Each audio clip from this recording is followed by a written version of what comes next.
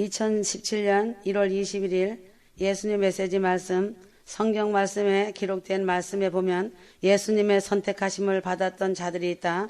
사람들은 이를 두고 말하기를 학문이 없는 범인인 줄 알다가 라고 하였다. 사도행전 4장 13절 그들이 베드로와 요한이 담대하게 말함을 보고 그들을 본래 학문이 없는 범인으로 알았다가 이상히 여기며 또 전에 예수와 함께 있었던 줄 알고 무시하였다가 놀랐다. 그들 중 대부분은 낮은 신분에 속했고 그 중에 한 사람은 사람들의 멸시와 미움을 받는 부류였으며 어떤 사람은 많은 정죄로 인하여 죽을 운명에 있었던 이도 있었다. 그리고 그 중 또 한 사람은 냉혈한 화인을 맞은 핍박자였다. 밤새 고기잡이를 하며 낮에는 그물을 깁는 지치고 고단한 소망 없는 삶을 살아가던 사람도 있었다.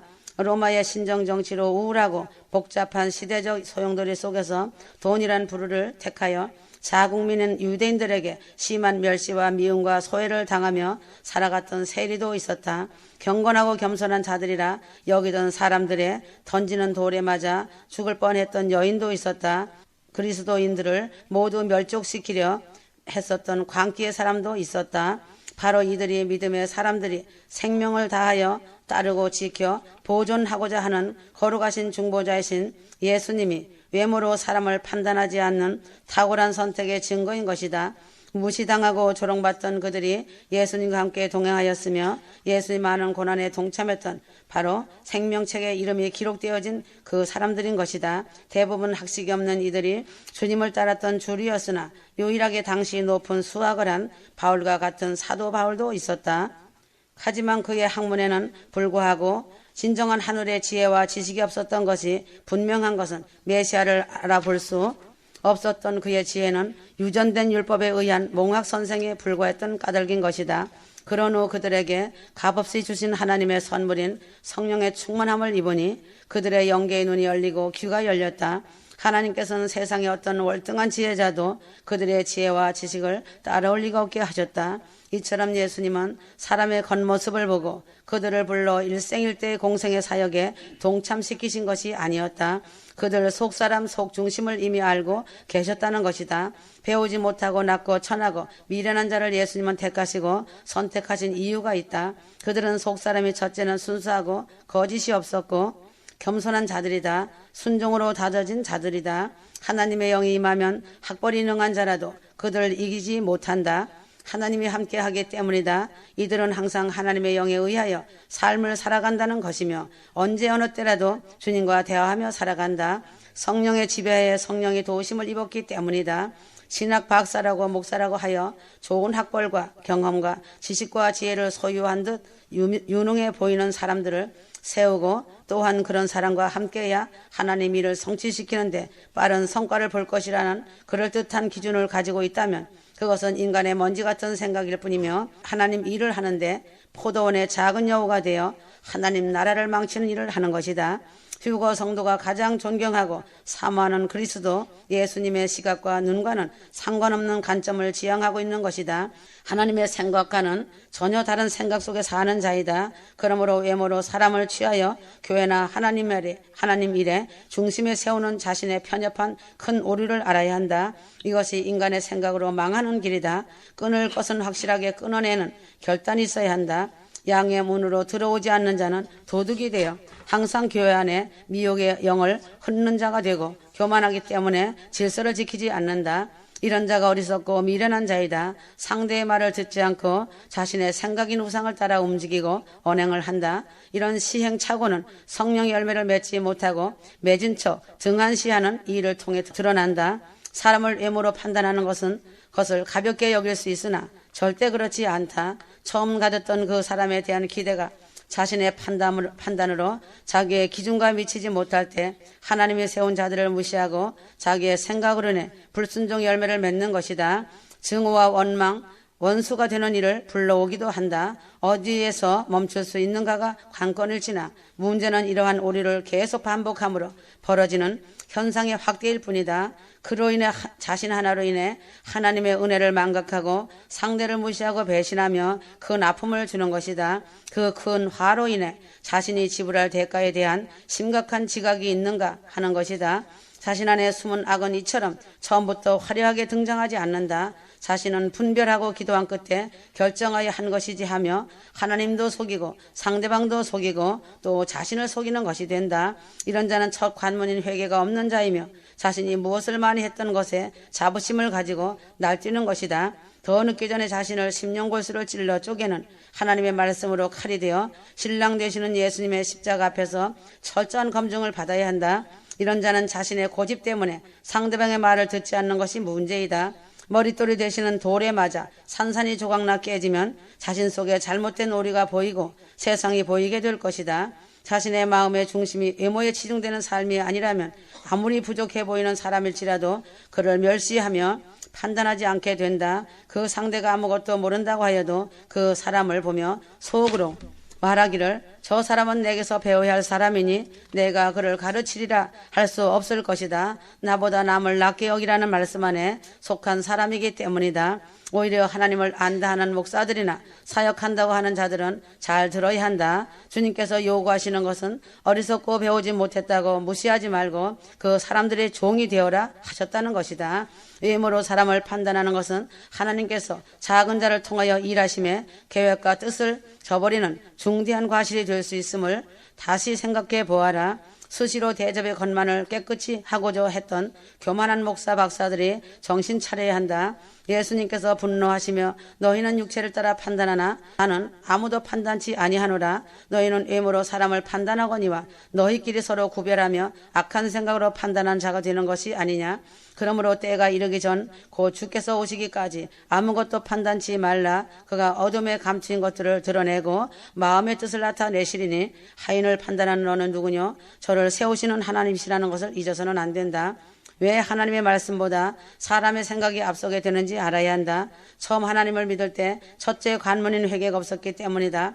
그렇기 때문에 성령보다 말씀보다 앞서가며 교만해지는 것이다.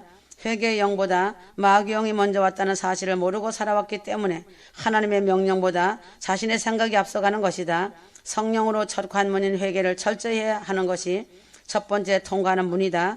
요한복음 3장 5절 진실로 내게 이르노니 사람이 물과 성령으로 나지 아니하면 하느님 나라에 들어갈 수 없느니라. 두 번째는 교만하여 양심이 화인 맞았기 때문이다. 믿음 생활을 하면서 미혹의 영을 받았기 때문이다. 거짓 그리스도들과 거짓 선지자들이 일어나 큰 표적과 기사를 보이며 할 수만 있으면 택하신 자들도 미혹해 하리라. 마태복음 24장 24절 셋째는 하나님의 말씀보다 자신의 의와 지식, 체험, 감정, 이론, 명예욕에 빠져서 마귀의 생각과 하나 되어 하나님의 뜻인 것처럼 착각하게 만들어 지옥까지 끌고 가려는 마귀에게 속았기 때문이다.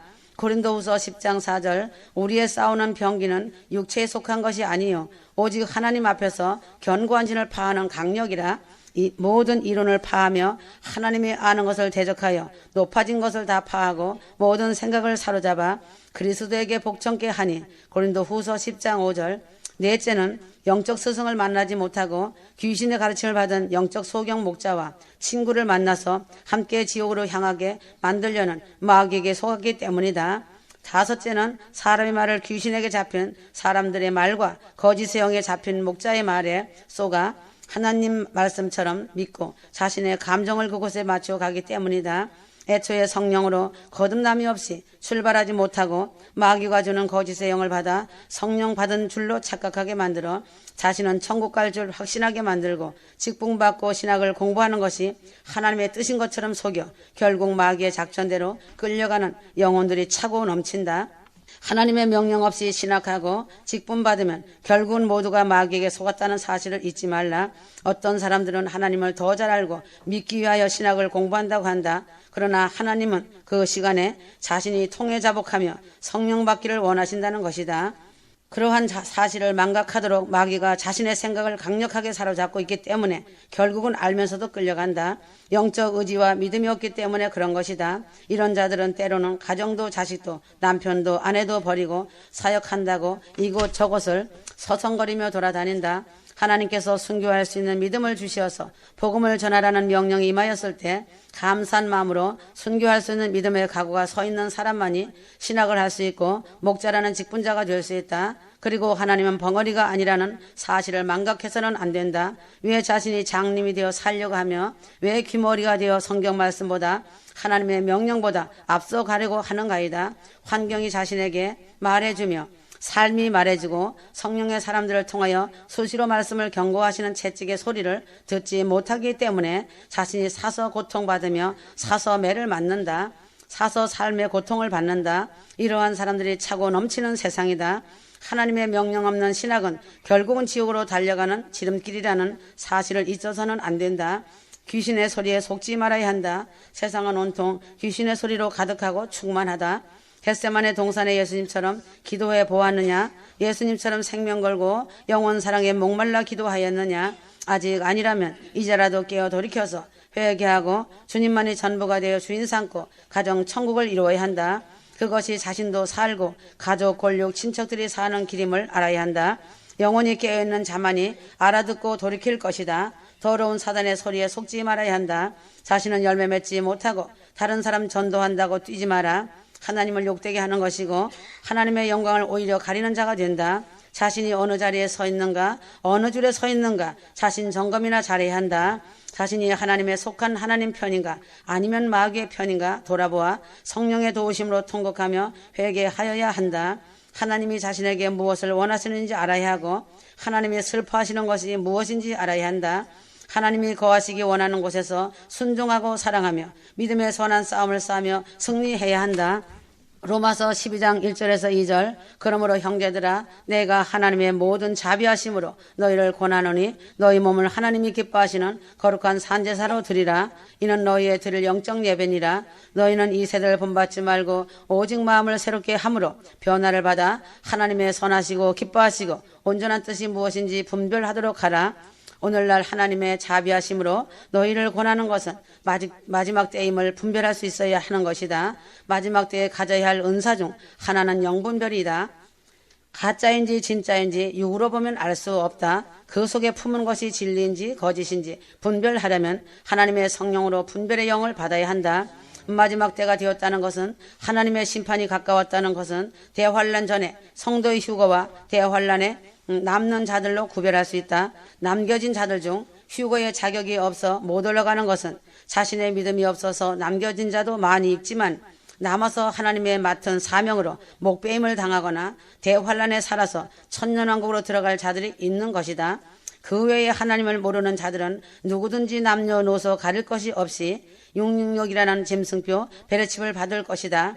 노아의 때의 마지막 심판은 물로 심판하여 모든 것을 쓸어버리고 재창조하는 것이었다. 노세 때의 심판은 소돔과 고모라를 불과 유황으로 비오듯 쏟아져 멸하시는 것이었다. 하나님의 심판때가 가까우면 나타나는 뚜렷한 징조는 사람들의 타락이다. 죄악이 많아서 하나님 보시기에 더 두고 보실 수 없는 것이다. 악인들의 세력이 날이 갈수록 세력을 얻어 득세하는 것 같으나 알고 보면 하나님께서 의인은 구원하시고 악인은 멸하시는 것이다. 마지막 때의 종말이 가까우면 많은 사람들이 세상적으로 많이 현혹되어 하나님의 심판이 눈앞에 가까이 왔어도 깨닫지 못하고 마태복음 24장 37절에서 39절이다. 홍수가 나서 저희를 다 멸하기까지 깨닫지 못하였으니 인자의 맘도 이와 같으리라 하였다. 그러므로 예수님께서 말씀하시는 것은 좁은 문으로 들어가라이다. 마태복음 7장 13절에서 14절 좁은 문으로 들어가는 것은 진리를 따라 믿음으로 사는 것이다. 실제적인 신앙의 삶이라면 이 세상을 바라볼 수 없다. 실상을 바라보는 천국이 되어야 하는 것이다. 이것이 바로 좁은 문으로 들어가는 것이다. 좁은 문은 생명으로 인도하는 문이다. 그러나 좁은 문으로 들어가는 자가 많지 않다. 노아 때에 구원받은 수가 겨우 8명이었다. 방주로 들어가는 문은 많은 사람의 수가 아닌 노아의 그 가족들 뿐이었다. 오늘날 하나님께서는 마지막 때임을 성령의 조명으로 성경을 가지고 알려주시고 계신다. 예수님 메시지 말씀으로 차원 높게 알려주시고 초대교회처럼 많은 성령의 은혜가 실제적으로 일어나고 있다. 자칭 유대인이라 하지만 실상은 사단의 회가 신세계 질서 뉴 월드 오더를 추진하고 있다. 세상 사람들과 교회 신자들은 단일 정부가 임박하였음에도 불구하고 깨닫지 못하고 있다. 지금은 세상 사람들은 물론이고 신학자들이나 목사들도 똑같이 노아 때에 사는 사람들처럼 도무지 깨닫지 못하고 성경의 휴거라는 것이 어디 있느냐고 오히려 물고 뜯고 있다. 입술에 기름이 흐르듯이 진리만을 외쳐대고 있다는 것이다. 성경의 진리를 바로 안다면 때를 따라 양식을 나눠줄 것이다. 그들은 해산의 고통이 시작된 것을 보고도 소경이 되고 귀머리가 되어 보고 듣지 못하는 것이다. 그러나 마지막 때에 일어날 사건과 징조를 보면 하나님의 경고하심을 보고 깨닫는 자는 다가올 종말에 대하여 예비하고 말씀과 기도로 깨어 있을 것이다. 이는 말세의 부르심을 받은 성도는 성령의 인도하심으로 말세라는 것을 깨달아 안다는 것이다. 이런 자들은 좁은 문으로 들어가는 자들이다. 마지막 때에는 성령으로부터 지혜의 영을 받아 깨달아 아는 것이다. 오직 지혜 있는 자는 깨닫고 안다. 성령의 첫 번째 은사는 지혜의 말씀이다. 휴거 성도는 마지막 때에 분별력을 가지는 강력은 지혜의 영과 지식의 영이다. 여호와의 신이신 지혜와 총명의 신으로 하나님께서 마지막 때임을 알리시고 계신다. 성경과 예수 메시지의 말씀은 사실이므로 성경과 메시지 말씀에 기록된 예언을 주의하여 보아라. 짐승의 정부와 짐승의 표와 종교 통합의 움직임을 예의주시할 수 있다. 휴거 성도는 지혜의 영과 지식의 영으로 말씀이 조명되어 마지막 때임을 깨달아 알게 되어 깨어 준비하는 휴거 성도가 되어야 한다. 마지막 때에 일어날 예언에 대하여 구약은 다니엘서이고 신약은 요한계시록이다. 하나님께서 다니엘에게 지혜와 총명 즉 지식을 주시니 지혜로 말씀을 깨닫고 마지막 때라는 것을 알아야 한다. 다니엘이 말하여 가로되 영원 무궁히 하나님의 이름을 찬송할 것은 지혜와 권능이 그에게 있음이라. 그는 때와 기한을 변하시며 왕들을 폐하시고 왕들을 세우시며 지혜자에게 지혜를 주시고 지식자에게 총명을 주시는도다. 다니엘 2장 20절에서 21절. 마지막 때의 징조를 보고 마지막 때임을 알고 준비하는 자가 되어야 한다. 이스라엘의 독립이 첫 번째였다. 이스라엘 자손이 하나님께 범죄하였다. 예루살렘의 로마의 침공으로 멸망하여 전 세계에 흩어지는 민족이 되었다. 유대인들은 흩어져 1900년 동안 이방인들로부터 모멸감과 핍박을 받았다. 그럼에도 불구하고 하나님은 이스라엘 자손을 버리지 않으셨다. 그러한 대로 기독교 교회는 지금까지 유대인을 멸시하였다. 유대인들이 예수를 십자가에 못 박게 하였으므로 버림받고 저주받아 하나님의 구원이 이방인들에게 넘어와서 영적으로 이방인들이 이스라엘이라는 것이다. 이런 신학을 대체 신학이라고 한다. 그렇지만 대체 신학은 잘못되었다. 하나님께서 이스라엘 자손을 버리지 않았는데도 신학적으로 유대인을 멸시하고 저주하는 것은 잘못된 것이다. 이스라엘이 1948년 5월 14일 독립함으로 대체 신학이 잘못되었다는 것이 밝혀진 거나 다름없다. 이스라엘의 독립은 곧 종말의 마지막이 다가오고 있다는 예언의 성취다. 무화과 나무의 비유를 배우라. 마태복음 24장 32절에서 34절. 이스라엘 나무는 이스라엘을 비유하고 있다. 이스라엘이 독립되면 예수님의 재림이 가까웠다는 뜻이다. 이 세대가 지나가기 전에 이 일을 다 이루리라 말씀하셨다. 그날과 그 시는 알지 못하지만 속히 오실 예수님을 기다린다. 마지막 때를 알리는 징조 중 하나는 세계를 지배하려는 세력이다. 오랫동안 베일에 가려 숨어있던 악의 세력이 세계를 정복하기 위해 그 법부를 드러내고 있다는 사실이다. 이들은 자칭 유대인이라 하나 실상은 유대인이 아니고 사단의 회의다. 이들은 세계 은행의 금융을 장악하고 있다. 유럽에는 로스 차일드가 있고 미국에는 록펠러가 있다. 이들이 세계 경제를 쥐고 있다. 계시록 2장 9절 내가 내 환난과 궁핍을 안오니 실상은 내가 부여한 자니라. 자칭 유대인을 하는 자들의 회방을 안오니 실상은 유대인이 아니요 사단의 회라. 이들이 거대한 세력 조직의 정체가 마지막 때가 되어 드러났다. 프리메이슨, 일루미나티, 삼각회의, 예수의, 제슈이트라는 조직이다. 이들은 세계를 하나로 나가는 뉴 월드 오더를 외치고 있다. 이들의 외침으로 하나의 세계 정치 통합, 하나의 세계 경제 통합, 하나의 세계 종교 통합으로 적그리스도의 등장을 기다리고 있다. 평화라는 가면을 쓰고 세계 지배를 원하는 큰 성 바벨론을 꿈꾸고 있다. 세계 정치 통합과 세계 경제 통합으로 적그리스도가 나타날 때 그 이름이 있으니 짐승이라는 이름이다. 짐승을 성경에서는 멸망에 가증한 것이라 하였다. 마태복음 24장 15절 그러므로 너희가 선지자 다니엘의 말한 바 멸망에 가증한 것이 거룩한 곳에 선 것을 보거든 읽는 자는 깨달을진저 하였다. 세계 정치, 경제, 종교 통합으로 짐승 정부가 들어설 날이 얼마 남지 않았다. 하나의 정부, 하나의 통제, 하나의 국제경찰, 하나의 군대로 모든 세계를 통치하겠다는 것이다. 세계경제 통합으로 종이화폐가 무용지물이 되는 날이 온다는 것이다. 종이화폐 대신 사람의 몸에 칩을 넣을 것이다. 이 칩을 베리칩이라 하기도 하고 생체칩이라 하기도 하고 바이오칩이라고도 한다. 쌀알 만한 크기의 칩을 성경 예언대로 오른손이나 이마에 받게 할 것이다. 계시록 13장 16절 666은 짐승의 수이기도 하고 사람의 수이기도 하다. 짐승과 사람의 창조는 6일째이다. 6은 짐승의 수이며 사람의 수이다. 저 그리스도라는 짐승이 666을 짐승에게나 사람에게 받게 한다. 이 칩을 몸 안에 넣으면 추적장치가 가능하다. 리튬 전지로 몸의 온도 변화에 따라 충전이 된다. 정보장치로 모든 신상이 다 등록이 되어 있다. 컴퓨터와 연결되어 24시간 감시를 받는다. 적그리스도가 지배하는 세상이 되면 가장 큰 핍박을 받는 것은 짐승표를 반대하는 보수 개신 교인들이다. 종교다원주의의 교회는 짐승 정복에게 협조하여 짐승의 표를 상징이라 하여 신자들에게 받게 할 것이다. 진리를 쫓아갈수록 큰 박해를 당할 것이다. 불법이 성하고 하나님의 사랑이 식어져 가고 있다. 불법의 세력이 강해지고 진리를 쫓아가는 성도의 힘이 약해지는 것처럼 보일 뿐이지만 성도의 인내가 있어야 한다. 그러므로 기다리는 은사보다 더 귀한 은사가 없다고 하셨다. 하나님께서 그 소환에 가시고 의인을 큰 구원으로 악인은 진멸하신다고 하시고 하나님께서 큰 성 바벨론을 멸하신다고 하셨다. 계시록 14장 8절 하나님의 말씀을 거역하고 짐승표를 몸 안으로 받는 자는 독한 헌대 섬유 육종암으로 심한 고통을 받을 것이며 죽어서 불과 유황으로 지옥의 고통을 처절하게 받을 것이다.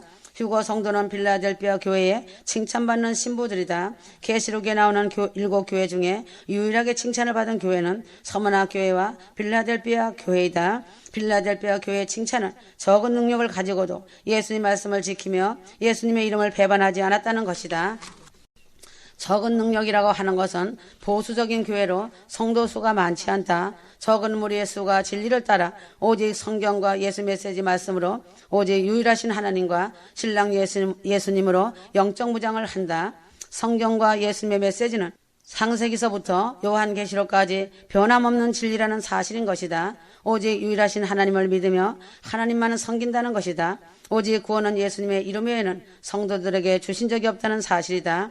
휴거 성도들은 깨어 있어야 한다. 잘못하면 미끄러진다. 자신의 영혼은 무엇과도 바꿀 수 없는 것이다. 휴거란 모든 것을 바쳐 주 예수님을 사랑하는 자가 휴거된다. 누가복음 너희가 악할지라도 좋은 것을 자식에게 줄 줄 알거든 하물며 너희 천부께서 구하는 자에게 성령을 주시지 않겠느냐 하시니라.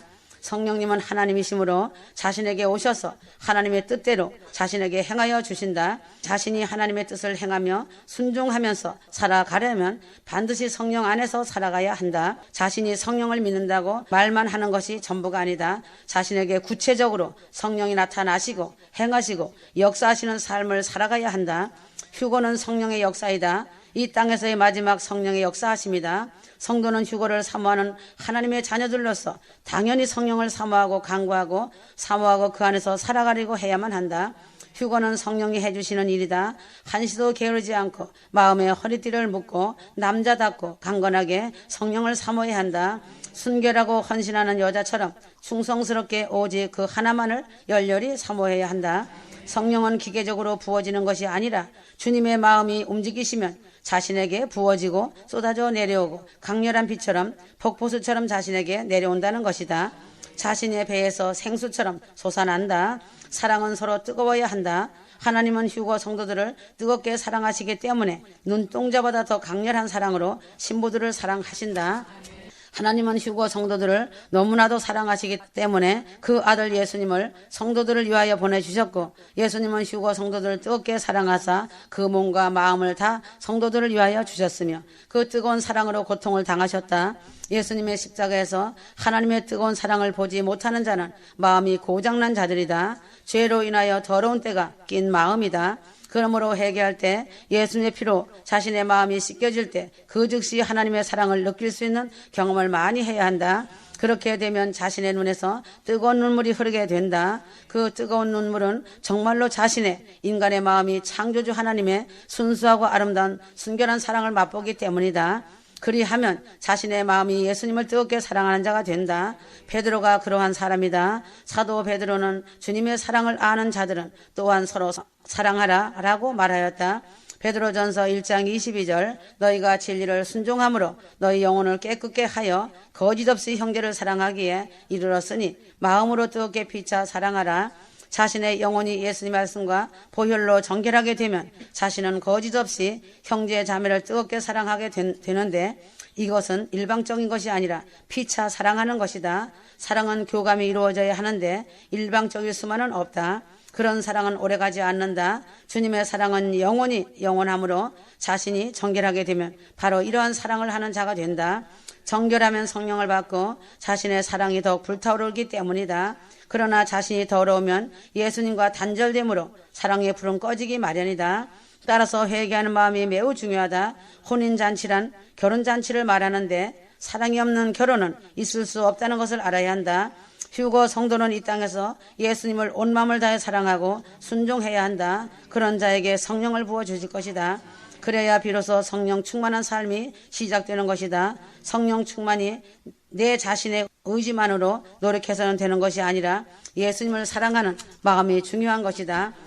첫째는 깨닫지 못하는 마음이 이미 심판이다. 인간에게 강하게 오래된 갈등과 풀리지 않는 것이 있다. 그것은 의인이 고난받으며 악인이 형통하는 것이다. 악인은 실제로 형통한다. 그러나 그 형통이 반드시 축복이라고 말할 수 없다. 오히려 형통이 불행이 되고 형통 자체가 심판이 되는 경우가 많이 있기 때문이다. 믿음을 가진 자신의 고통당함으로 힘들 때도 있지만 자신의 주변에서 나만도 못한 악인이 형통하는 것을 보므로 더 힘들 때가 있다. 그러나 기도만 하여라. 믿는 자는 참고 기다리다 보면 하나님이 함께 하시기 때문에 시기와 때는 알 수 없지만 하나님은 반드시 선악간에 심판하시는 분이시다. 애굽의 바로왕은 온갖 부와 명예와 권력과 모든 명예를 소유한 제왕이다. 그러나 바로의 왕은 마음이 강팍하였다. 바로와 같은 사람도 있고 로마 시대의 네로 황제 같은 사람도 있었다. 하나님은 왜 그러한 자들을 가만두시는가라고 할 것이다. 그러나 그들의 강팍한 마음이 이미 심판을 받은 것이고 그 자체가 형벌이다. 그러나 그들은 얼마 후에 아무리 찾아도 보이지 않는 풀의 이슬과 같은 존재들이 되었다는 사실이다. 지금도 마찬가지다. 하나님의 은혜를 잊고도 그 은혜를 모르고 등 돌리고 돌아서는 자들이나 성령을 회방하는 자들과 신성모독죄를 짓는 자들도 보이지 않는 풀의 이슬과 같이 사라지는 존재가 된다. 이러한 자들은 이미 심판을 받은 것이고 살고 있는 자체가 형벌받은 자이다. 그 뒤에는 심판이 기다리고 있다는 것이다. 하나님의 심판과 형벌 뒤에 가장 무서운 것은 깨닫지 못하는 마음이며 굳어지고 둔해진 마음이다. 이들은 자신들도 믿고 음성을 듣는다고 하지만 사단에 붙잡혔기 때문에 사단의 음성에 귀가 열린 자들이다. 그날에 나는 너희들을 도무지 알지 못한다고 할 것이다. 질병이나 가난이나 고난 등은 사실 심판이 아니다. 무엇이든지 그것이 통로가 되어 회개할 수 있는 기회가 주어지기 때문이다. 그러나 깨닫지 못하는 마음으로 굳어지면 돌이킬 기회가 희박하므로 가장 무서운 심판인 것이다. 깨닫지 못하는 마음이라는 것은 눈이 멀고 귀가 가려져서 보지 못하고 듣지 못하고 도무지 깨닫지 못하는 상태는 굳은 마음이다. 양심이 화인 맞은 증거이다. 초롱벽같이 굳어진 자의 마음은 양심이 화인을 맞은 자이기 때문에 주님도 손을 놓은 것이다. 주님과 상관없다는 결론이다. 마치 간경화 환자가 간이 굳어가도 자각 증세를 모르듯이 영적으로 눈이 멀고 귀가 가려져 듣지 못하면 무슨 말을 해도 심지어 하나님이 말씀하셔도 깨닫지 못한다. 그래서 예수 메시지 고단백인 5차원의 말씀도 깨닫지 못하는 것이다. 그러면서 한 가지 큰 오류에 빠지게 된다. 이렇게 해도 내가 형통하는 것을 보면 하나님이 함께 하신다고 착각하는 것이다. 그러므로 더욱더 형통이 꼭 하나님의 코드가 아니라는 사실을 기억해야 한다. 요나서에 보면 하나님의 선지자 요나는 하나님의 명령을 거스려 다시스로 내려가려고 했다. 그런데 마침 다시스로 내려가는 배를 만나게 된다. 요나는 생각건대 이것 봐라, 하나님이 길을 열어주시는구나. 내가 잘못되었으면 하나님이 막았을 텐데 이렇게 형통한 것을 보니 하나님이 나와 함께 하시며 나를 돕고 계시는구나 생각하였다. 그러나 요나는 그의 착각이며 자기의 기만이다. 오히려 막으심이 축복일 때가 많다는 것이다. 바울은 하나님의 빼어난 종이다. 그러하지만 바울의 길은 여러 번 막혔다. 그 막힘을 통해 하나님의 뜻을 이루었다는 것이다. 이 모든 말씀들은 무섭게 들어야 한다. 눈에 보이는 형벌로 심판을 하시기도 하시지만 마음을 그들이 강팍해 함으로 더 이상 돌아올 기회를 주시지 않는 형벌을 내리시기도 하신다. 그러므로 내버려 둠이 가장 무서운 형벌이다. 자신의 주변에는 불의를 행하고도 악을 일삼는 자들이 있다. 그러나 그것은 형통이 아니라 저주이다. 오히려 하나님의 뜻을 거스려 행할 때 즉각적인 고통과 징계가 있는 성도가 진정 하나님의 자녀요 믿음의 사람인 것이다. 그런 면에서 의인은 고통이 많고 악인은 형통하다는 논리는 옳은 것이다. 인간은 불완전한 존재이다. 그러나 깨달음은 존귀한 존재이다. 그러므로 깨닫지 못하는 자는 짐승과 같은 것이다. 그러므로 깨닫지 못하는 자들은 짐승과 같은 것이다. 이 반복 말씀을 주셨습니다. 자신이 탐욕과 야망과 그 무엇인가 눈이 어두워지고 귀가 가리워져서 마음이 둔해져서 깨닫지 못하면 천국에 대한 소망이 끊어진 것이라고 보면 된다. 그러므로 깨닫는 은혜가 참 믿음이며 참 은혜이다. 깨닫는 마음이 진정한 축복이다. 깨닫는 마음에는 성령이 내주하신다. 이런 자가 신부이다. 그러나 깨닫지 못하는 자는 바로이며 네로와 같이 자아가 왕인 사람이다. 하나님의 은혜와 사랑을 잊고 등을 돌리고 도리어 물고 뜨는 자들은 한 번 어두워지거나 가리워지면 회복한다는 것은 불가능하다. 거의 회복이 불가능하다. 왜 그런지 알아야 한다. 사단의 충이 바로 침입하여 그 마음속에 알을 까고 금방 그 속에서 부활하기 때문이다. 그러므로 휴거 성도들은 사단의 공격을 받는 일은 하지 말아야 한다.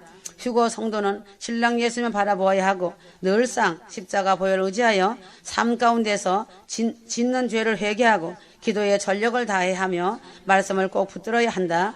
늘 자신을 점검해야 할 것이다. 그러므로 자신의 주위에서 깨닫지 못하는 사람들을 보면 마음이 답답함을 느낄 수 있다. 하나님의 은혜와 사랑을 알고 깨닫는 마음에 하나님이 함께 하신다는 것을 알아야 한다.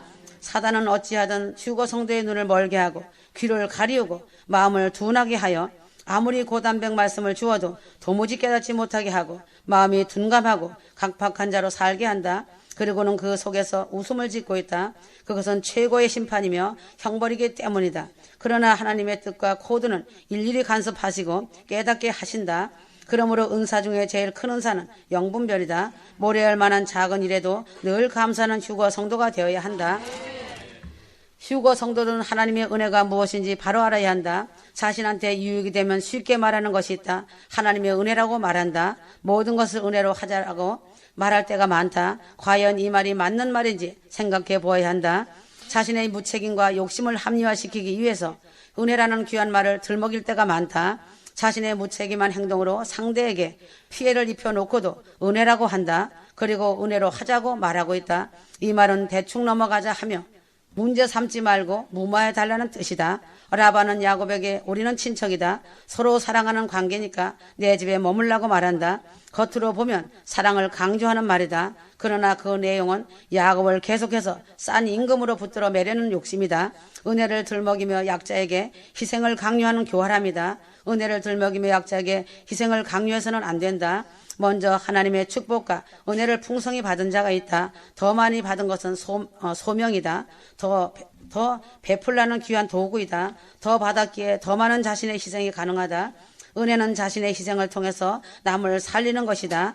은혜를 얘기할 때는 항상 물어보아야 한다. 은혜를 말할 때 누구에게 유리한가? 은혜를 말할 때 남을 살리는 힘이 작동하는가? 좋은 일을 한다고 해도 항상 칭찬과 격려가 있는 것이 아니다. 오해를 살 때가 많다. 매도당할 때도 있으며 비웃음을 당할 때가 많다. 은혜 받은 사람은 힘들어도 계속한다. 당해도 계속한다. 자기 희생 속에서 상대를 살리는 일이라면 계속한다. 예수님이 그렇게 사셨다. 예수님의 제자들도 그렇게 산다. 이것이 은혜이다. 자신의 희생을 통해 남을 살리는 은혜의 통로가 되어라. 한국이 하나님의 언약 안에 있는 대한민국이라는 것을 알아야 한다. 성도는 예수님을 구원자로 영접하는 순간 하나님과의 언약 속으로 들어간다. 즉 하나님과 언약을 맺게 되는 것이다.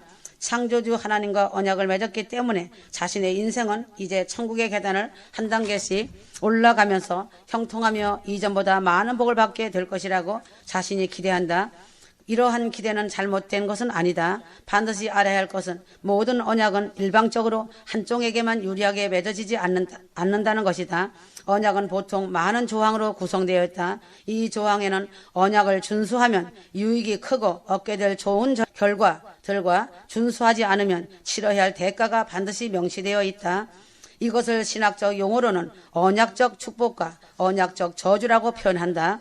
물론 언약의 조항에 순종하고 하나님을 사랑하면 하나님의 축복이 임할 것이다. 그러나 언약의 조항을 이행하지 않고 불순종으로 나간다면 하나님의 징계인 저주가 임하게 된다. 축복과 저주는 언약의 양면성인 것이다. 하나님은 이스라엘 백성들을 출애굽시킨 후에 시내산에서 그들과 언약을 맺으셨다. 이를 시내산 언약이라고 하며 613개의 조항으로 구성이 되어 있다. 이 언약의 준수 여부에 따른 축복과 저주도 신명기 28장에 기록해 놓으셨다. 하나님은 이스라엘이 이 언약을 잘 준수할 때에는 축복을 주셨고 준수하지 않을 때에는 그들이 언약을 준수하여 징계인 저주를 피할 수 있도록 선지자들을 보내셨다. 선지자들은 이스라엘이 하나님과 맺었던 언약 중에 신명기 28장에 기초하여 언약 준수를 경고하면서 예언을 하였던 것이다. 신명기 28장에 명시된 언약의 축복을 살펴보면 내가 있는 모든 곳과 모든 소유 가운데 복을 받게 되어 풍성하게 될 것이다. 전쟁에서 승리하게 될 것이고 땅의 모든 백성들이 너를 두려워하게 될 것이다.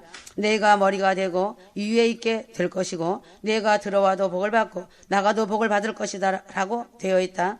반면에 언약적 저주를 보면 질병을 앓게 될 것이고 전쟁에서 내가 패하게 될 것이다.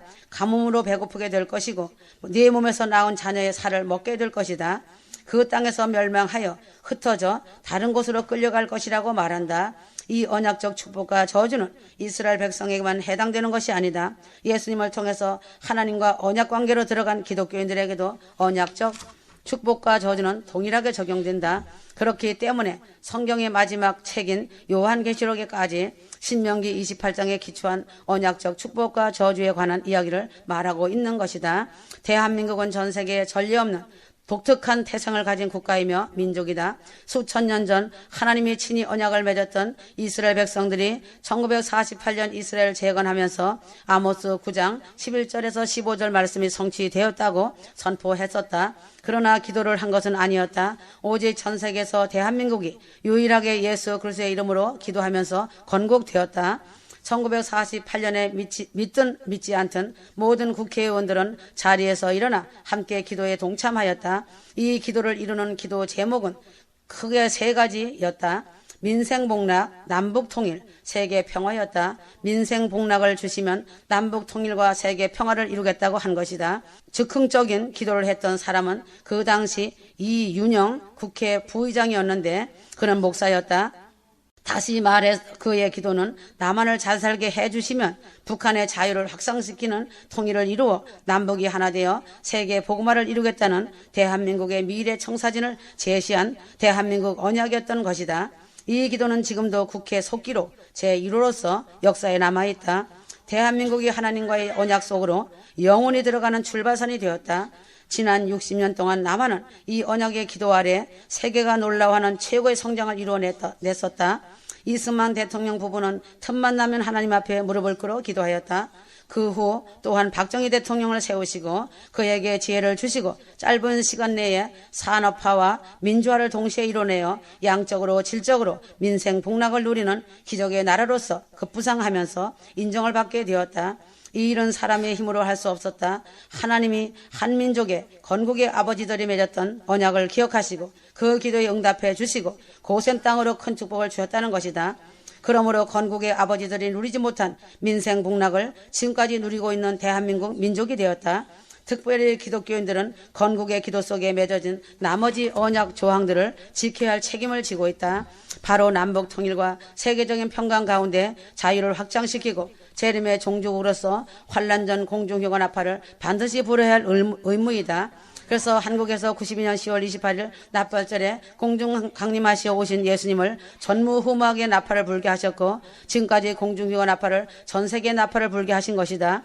한국을 택하시어 한국에서 휴거의 나팔을 불게 하여 성령의 바람을 타고 전 세계로 휴거 나팔이 날아갔다. 귀 있는 자는 성령이 하시는 말씀을 들었다는 것이다. 2011년이 마감될 무렵 북한의 세습 독재자 김정일은 죽었다. 그 뒤를 이어받은 어린 김정은은 아직 그 위가 견고하지 않기 때문에 북한은 김일성 우상 체제가 역사상 가장 부서지기 쉬운 상태이다. 한국교회가 회개만 한다면 통일을 위해 독재에 억압받는 북한 주민에게 자유를 확산시키고 김일성의 우상을 무너뜨릴 수 있는 절호의 기회이다. 억압받는 지화교회 성도들이 큰 구원 받을 수 있는 때이며 환하게 웃는 날이 될 것이다. 한국교회는 회개만이 사는 길이다. 다윗에 의해서 세워진 이스라엘 왕국은 주전 930년에 남유다와 북이스라엘로 분단되었다. 그리고 북이스라엘은 주전 722년에 멸망했고 남유다는 주전 586년에 멸망하였다. 각각 아시리아와 바벨론의 손에 의해 멸망하게 되었는데 아시리아와 바벨론이 강대국이고 북이스라엘이 약소국이어서 멸망한 것이 아니다. 그들은 신명기의 언약적 저주에서 말하듯이 그들이 하나님과 맺은 언약을 지키지 않았기 때문에 멸망한 것이라고 선지서에 말한다.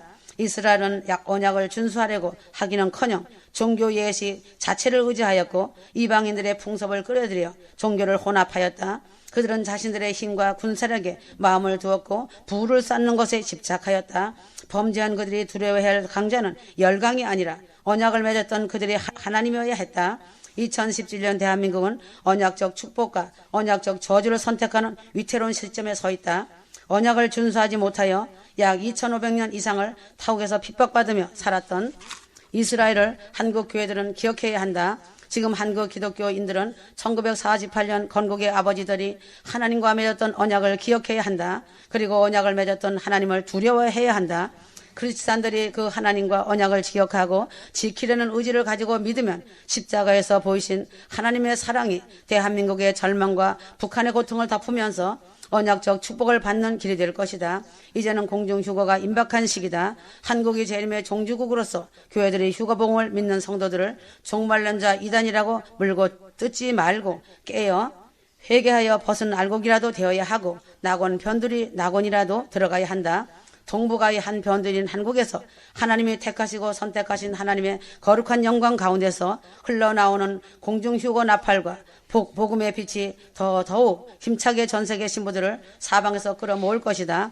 택하시고 선택하신 언약적 축복을 받은 신부들을 영광의 나라로 속히 소환해 갈 것이다. 이제는 사랑하는 신부들이 공중에서 신랑 예수님과 얼굴을 맞대고 볼 것이다. 지금은 자다가도 깰 때이다. 정신 차리지 아니하면 사단의 밥이 되는 것은 순간이다. 교만이 패망의 선봉이 될 것이다. 낮은 마음을 품어라. 예수 메시지 말씀은 생명을 살리고 영원한 영생으로 들어가는 복된 말씀이다. 휴거 복음은 전해서 되는 복음이 아니다. 택한 자들은 들을 귀가 열려있기 때문에 성령이 교회들에게 하시는 말씀을 듣는다. 세상 속담에 자주 사용하는 한국의 속담이 있다. 낱말은 새가 듣고 반말은 쥐가 듣는다고 한 것처럼 휴거 성도로 선택받은 자들은 듣게 되어 있다. 이제는 이 땅에서의 삶을 마감할 시간이다. 기회는 누리는 것이 아니다. 회개할 시간도 없다는 것이다. 매 순간 사단이 쳐놓은 그물에 걸려들면 안 된다. 오늘 하루의 삶이 매우 중요하다. 나의 종이 하는 말 한마디도 흘려 듣지 마라. 나는 나의 사랑하는 신부를 세우고 지금까지 1500장이 넘는 말씀을 기록하였다.